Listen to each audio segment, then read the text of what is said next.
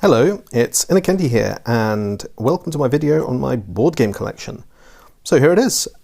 Like some other people, I am going to go and have a little chat about all of the games that I have here, give you a bit of an insight of why I own them, and what I like about them. Let's start over here, first of all, which is Legacy Pandemic, Pandemic Legacy Season 2, still in its shrink wrap. So we played as a group Pandemic Legacy Season 1. That was really good fun. And then I bought Season 2 with the intention of playing it, and yeah, okay, so if you want to buy that, then just let me know. I'm going for a good price. Summoner Wars Master Set, First Edition. I love this box. I love everything that's in it. Summoner Wars is a fantastic game. Collectible card game. Don't know really what to call it. It's not quite collectible card game, but it's that kind of thing. It's played on a board. It's played with a race or faction deck, and it's amazing. There's a second edition that's out and available online, as well as in cards, but I just love it. Look, it's so ragged. It's had other stuff in that box, but I just love it. It's so good. Also here, Chaos in the Old World. I made sure to purchase a copy. See, it's also had a little bit of a rough time. As soon as Fantasy Flight announced that they were breaking up with Games Workshop. So I had to make sure that I had a copy, because in terms of asymmetrical games, I love this. Like, I think this is the best one. All the factions are different. It's really well tuned for playing the different ones. Just fantastic. Sticking to the same sort of theme of old games, Ghost Stories, I believe, is having another edition, which doesn't look as cool as this one. But yeah, what is it? Antoine Bowser. Fantastic co-op game, hard as nails, really satisfying when you manage to pull it off. Absolute classic. Don't have any of the expansions. I think it's pretty much good as it is. Warhammer Quest, the adventure card game. This was going to be such a good game. This was just going to be an absolute cracker. Expandable. They were going to release lots of new stuff for it. I'm not going to open it. And then they stopped the deal. Fantasy Flight again, with Games Workshop. Sad demise. But I'd like to play it with people. It's a nice little dungeon crawler. Okay, more of beloved board game children. Mage Knight. I just love Mage Knight. It's so good. It's fun co-op. It's fun competitive. It's all right solo. Lots of people love it as solo. I just love the deck mechanic for your dragon hero Mage Knight. Whatever they are, Mage Knights, yeah. And just again, overcoming the challenge, exploring the map, using your deck is extremely fun. 878 Vikings, haven't played it that many times. I've played it a couple of times. Really nice area control game, Viking themed. Pretty fun, decent. Happy to hold on to that. Homeland the game. So Homeland the game is absolutely fantastic. It is, as you may see, well, sort of see, but I don't own Battlestar Galactica, the board game, which is one of my favourite cooperative competitive games. So when you're trying to play a co-op game but someone's a traitor, I think Homeland does things just as well as Battlestar Galactica, but in a shorter time frame. So you can knock out a game in an hour and a half, maybe 2 hours. The theming is pretty cool if you watch the show, but it's really good. Indeed, a game of espionage, deception, and paranoia. Codenames Duet. It's fine, 2-player Codenames version. Moving on. Let's go here. Drakon. I've owned this for so long. This is a great game if you want to be an absolute dick to your friends, like a massive douche canoe. It's great. You build up a little dungeon that you also move through as you play, and you try and gazump the other players. Nice weathered box, never letting that go, thank you. So these are the, Showdown at Castle Tentakill and Epic Spell Wars of the Battle Wizards Rumble at Castle Tentakill, which is, I think, the second pack, and the first original pack is Duel at Mount Skullsfire. It's the limited shelf life in terms of how many times you can play it, but I fucking love the gonzo weirdo art on this, and putting together the spells and like working things out is quite fun. It's just, yeah, it's nice art, it's a nice concept, good fun. Here is a little gem. TMG, a fantastic little game publisher. Thief's Market, I've done the video on this, so go and watch that video. Cool. Pikoko, my favourite card-taking, trick-taking game, where you can't see your own hand. So it combines that element of, what's that fireworks game? That fireworks game and trick-taking games, and yeah, you are trying to puzzle things out when you can't see your own cards. Very cool. Here we go. Castles of Burgundy, my favourite Eurogame by far.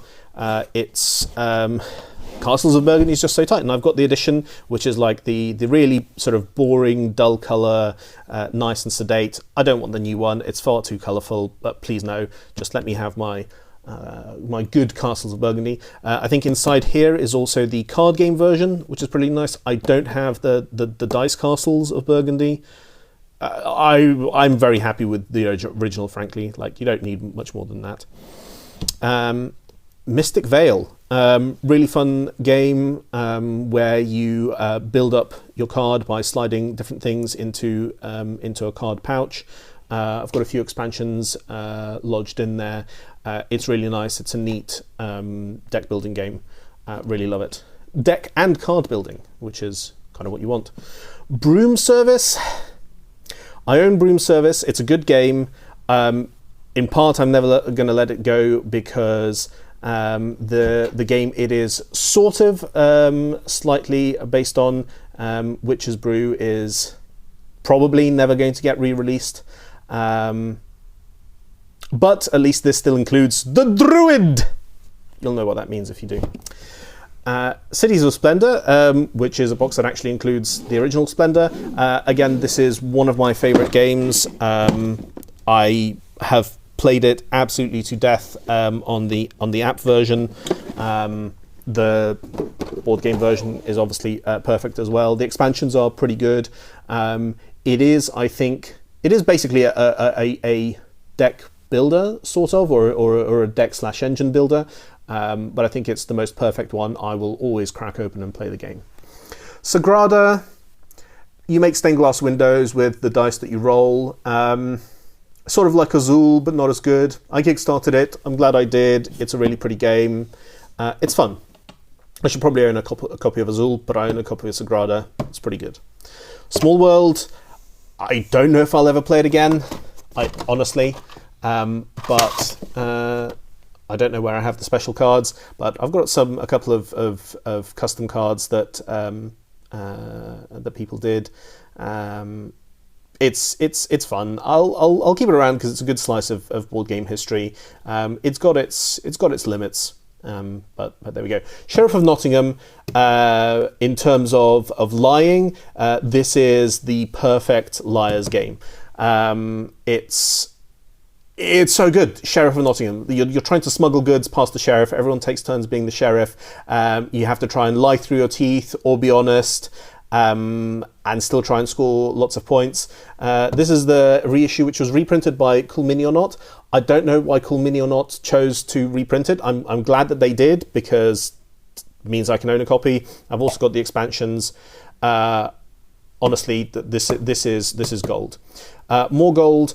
Masquerade. This has also just got a re-release with much worse art.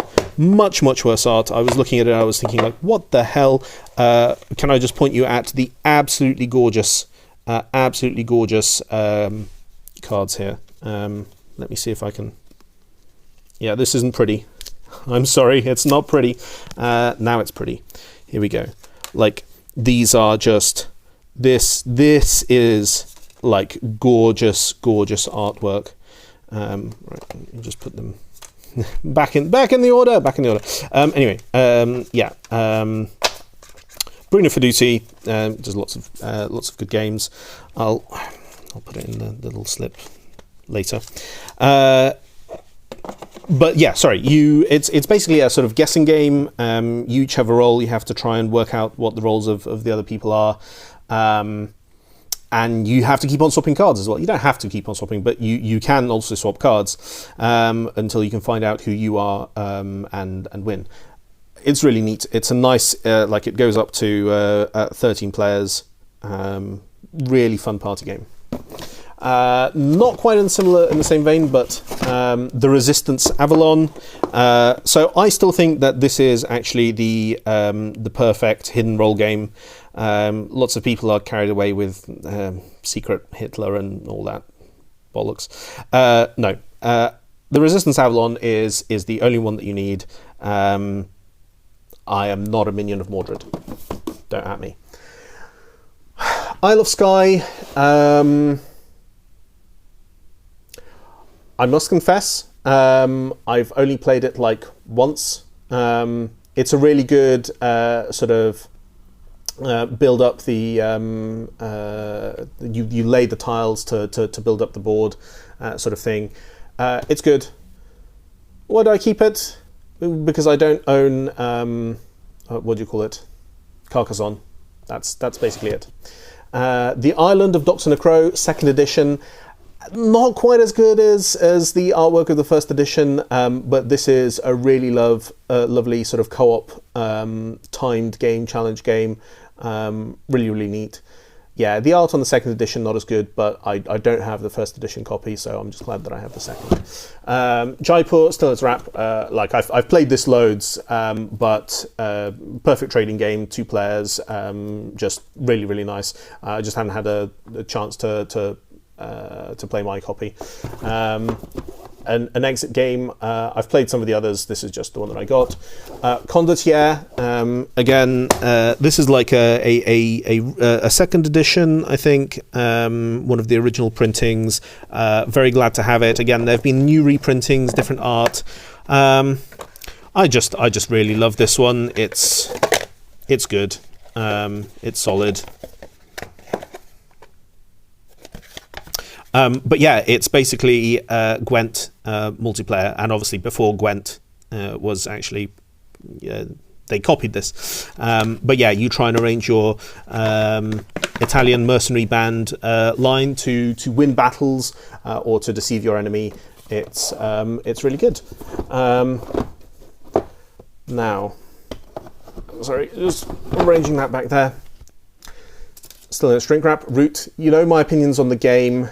I'm going to endeavour them to change them because I got this for my birthday. To be fair, artwork's gorgeous. Like it is a fantastically produced game. It's extremely heavy. I want to play it more. A few 2-player games. Odin's Ravens. Maybe aside from Battle Line, my favourite 2-player game. Yeah. Odin's Ravens is a perfect 2-player game. You have Hugin and Munin, and you're trying to race through the different lands and gazump the other player. Really nice. Patchwork, also absolutely fantastic 2-player game. Uwe Rosenberg, that's his thing. These little nice build up a pattern games. You are trying to lay out a quilt, picking up different pieces. Really nice, really strategic. I really love Patchwork. And Cottage Garden, which I think is a better game than Patchwork, but works better with 4 players, which it goes up to. Patchwork is only 2. Cottage Garden is 1 to 4. Really good at 4 players. And also, again, you're building a cottage garden. Absolutely fantastic. Diamant. I actually just really enjoyed the games of this that I've played. You're doing a little dungeon delve. It's a push your luck kind of thing. It's really fun. It's really nice. Good little game. pretty quick as well. Like, you can get a game in, like, they're not lying with 30 minutes. Samurai Spirit. I did finally get to play this. This is Antoine Bowser trying to perfect the cooperative challenge gameplay of Ghost Stories. And you know what? He succeeds. Samurai Spirit is probably better than Ghost Stories. Probably. I just really like it. I want to play it more. I'd like to play it because it's a fun challenge. Now, that's not actually all of the board games that I have, because, yeah, there's this, but let's come over here for more board games. Little less neatly arranged. Also chess, the quintessential board game. I know people will ask, so just if you're interested. Yeah, there we go. Let's start from the bottom. So, Burgle Bros, I like. It's a fun game. I don't get to play it that often. It's high concept. It's fun. But, sure. News at 11. It's quite a fun sort of party game. The idea is that you try and make up the news based on short prompts that you're given by other players. It's fun if you like that kind of social thing. Nightfall, really good deck builder.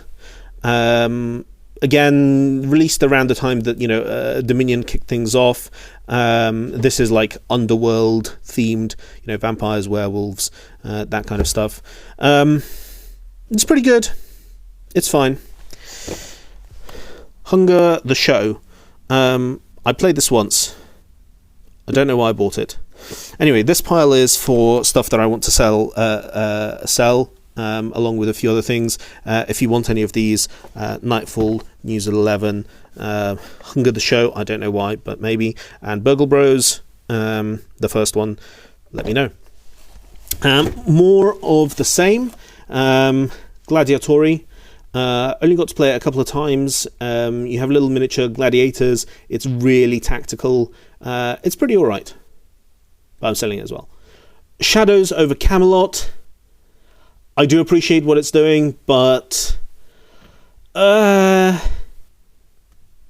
if you want to buy it, it's there. City of Remnants, I really, really like. It's a territory control game. It's by Played Hat Games. I think it's Cory Dorch design. Game by Isaac Vega and Colby Dolch. It's really, really fun. It's a really cool area control sort of gang game. I don't get to play it often enough. Maybe I shouldn't sell it on. Maybe I'll keep that. I don't know. And here we have Forbidden Desert. You may know Forbidden Island and Forbidden something else. They keep on releasing them. It's a really nice, simple co-op, elegant. I kind of want to hold on to a copy. It's nice to have something like that. Also, you will find here Spooky. Moving on. Yeah, I better not do that. There we go. Game of Thrones, the card game. This is actually really fun. I really like it. Second edition. I'm probably going to sell it on. This is an Eric M. Lang sort of thing. It's really kind of clever deck, not building, but deck use. Build up an army and challenge the enemies. It's got a little bit of the element of the card stuff that you play in the other Game of Thrones board game, like the big map one where you betray everyone and it takes forever. Yeah, it's a good fun game. Don't get to play it enough. Dice Forge, I love Dice Forge. Dice Forge is a dice building game. It is perfect. I'm never letting this go. You create your dice. So instead of dice building, instead of deck building, you are dice building. You're upgrading your dice as you go along. It's genius. It's got lovely art. It's so nice. Here we have Tao Long and Spirits of the Forest, same designers. They've made more games than this, but Tao Long is really fun and strategic. You have two battling dragons that you are sort of circling around the board and trying to outwit your opponent. It's really clever. I love it. Spirits of the Forest is... how do you even describe it? You collect different spirits of the forest. It's pretty good. It's a really fun game. Both of these are fantastic Kickstarters, beautifully produced. I really like them. Spirits of the Forest actually came out in a little new tiny edition, but I've got the big giant box from when it was Kickstarted. I skipped this because this is just a box of, like, you know, those subscription boxes that you can get of stuff that I got. This is part of a Kickstarter. I'll talk about the RPGs later. But yeah, there's a few things. Labyrinth is actually a good game, so I'm really happy to have that. The other stuff, interesting, curious. All right, so top shelf. This is kind of like small and party games. How do I even manage this? Bananagrams. Tile laying letters. This is the perfect game. You always want to have bananagrams. I love this. It's such an amazing game. Castles of Burgundy, the card game. It's actually a very elegant reimagining of Castles of Burgundy. I like the card game. I think it's kind of nice and clever. But you can just play Castles of Burgundy. I still keep that around because I like Castle of Burgundy. Arboretum. I have this nice German edition. I particularly love the artwork in this. You're trying to lay out a path of trees in an arboretum. It's a delightful game. I really, really like it. Germana Magna is a really fun sort of strategic game about the invasion of the Roman Empire by Germanic tribes. It's really cool. I don't get to play it enough, but it's really neat. It's a small box. There's no reason to get rid of it. It's got some really cool strategic things, but you play as the Germans and the Romans, different factions. So it's a little bit asymmetric. Am I right? I'm just trying to remember it. I think one of you does get to control, or you're all controlling the German tribes and trying to get in. I think the Romans are played like automatically. It's been a little while. Marrying Mr. Darcy, kind of a cool card game. You're basically like making up a Jane Austen story with it. I've also got the Emma expansion here. It's really neat. I really like it. It's fun. It's not very strategic. It's not very in-depth, but the sheer Jane Austen flavour that comes off it is incredible. I really like it. Buy candles. No Thanks. Everyone should own No Thanks. This is like a risk strategy assessment multiplayer game. It is beautiful. You are trying not to pick up large cards. You're trying to only pick up small cards, but there's only a limited number of times you can pass, and you have to judge the psychology of the other players and how many passes they have left, or count it if you're Lou. It's really good. Also, in the same sort of vein, Cockroach Poker, the original, the basic, incredibly good. The best bluffing game, possibly. I've already probably said that, but Cockroach Poker, small, elegant, always fun to play. I always get so many bugs. So the what is it called? Art? Is it just Art Deck? Yeah, it's an art game. It's fun. Rory Story Cubes. These are really fun. This is like a sort of RPG gateway drug sort of thing, but you roll the cubes and you get different pictogram prompts, and you have to try and weave a story out of it. Just fun to do. I enjoy it. Ember, variously bought at conventions. It's a weird competitive card game. I kind of like it. It's hard to get people to play it. but it's really neat. It's about summoning creatures and kind of building up your creature engine, as card games often are. It's not as elegant as stuff like Summoner Wars, but I like it. Lords of War, similar vein, just not as good. It's fine. It's not great. Archaeology, quite a fun trading card game. I like to think of it, if you want to play Jaipur, but there are more than two of you, Archaeology is not bad. Just make sure to read the rules, otherwise you'll get some things wrong and think it's a bad game. This is the No Dice. It's like dominoes, but with funny hexagonal cards. Play tested this. It's a fun game. It's nice that I have it. Sushi Go, I just have the basic version. I don't think you need more than that.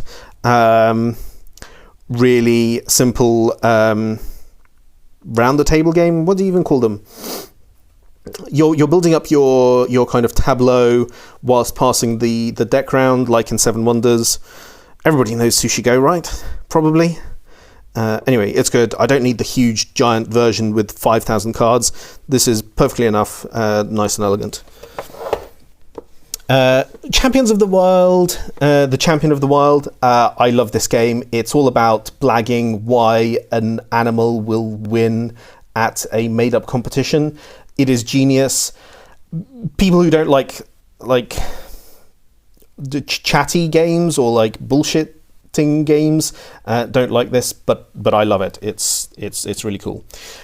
Pitch deck, likewise. You are basically pretending to make a pitch for a company, a Netflix, but for board games, and then you have to try and tell the other team or tell the rest of the players to invest in you, and blag that.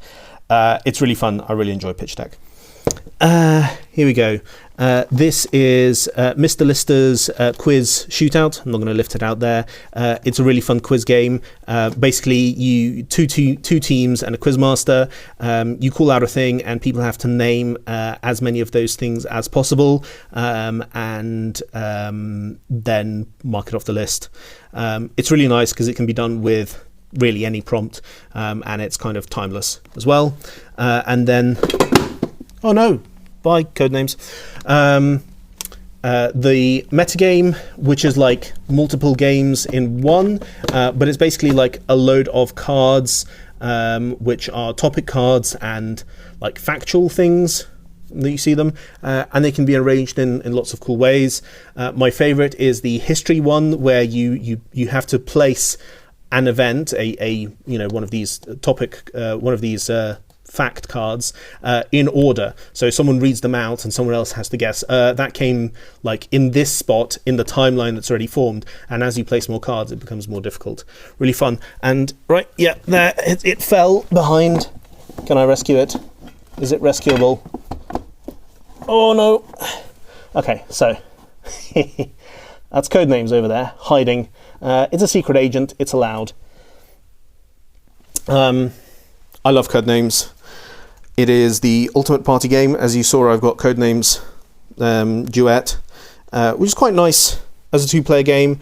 It's not the best two-player game, but it's enjoyable enough. There are actually a few games missing here that aren't my partners. I have that Love game. I've forgotten its name. Yeah, there we go. Also Santorini, which is a wonderful multi-layered chess, perfect as a two-player game. I also have Sherlock Holmes Consulting Detective. Damn it, one day I will beat Sherlock Holmes. And yeah, the love game, the two lovers, and you build up the story of the two lovers. What's it called? Oh my god, I can't remember it. Remind me in the comments. But those are away, and obviously I always carry a pack of Love Letter with me in my rucksack, just for when I need to play Love Letter, because that's a perfect game. I think that's all I have, maybe. Anyway, hope you enjoyed that. I am definitely going to talk about the preview there, the role-playing games in a bit. Thanks.